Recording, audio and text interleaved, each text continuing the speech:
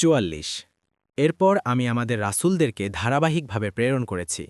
যখনই কোনো জাতির কাছে তাদের রাসূল আসত, তখনই তারা তাকে অস্বীকার করত।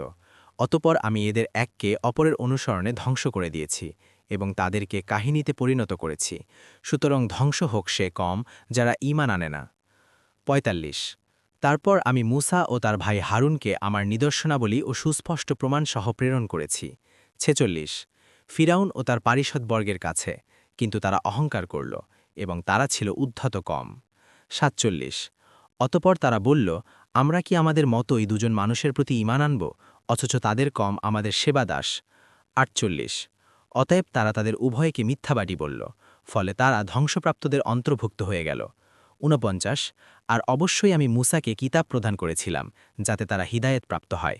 ৫০ আর আমি মারিয়াম পুত্র ও তার মাকে নিদর্শন বানালাম এবং তাদেরকে আবাসযোগ্য ও ঝর্ণাবিশিষ্ট এক উঁচু ভূমিতে আশ্রয় দিলাম। ৫১ হে রাসূলগণ, তোমরা পবিত্র ও ভালো বস্তু থেকে খাও এবং সৎকর্ম করো, নিশ্চয়ই তোমরা যা করো সে সম্পর্কে আমি সম্যক জ্ঞাত। ৫২ তোমাদের এই দিন তো একই দিন, আর আমি তোমাদের রব, অতএব তোমরা আমাকে ভয় করো। ৫৩ তারপর লোকেরা তাদের মাঝে তাদের দিনকে বহুভাগে বিভক্ত করেছে, প্রত্যেক দলই তাদের কাছে যা আছে তা নিয়ে উৎফুল্ল।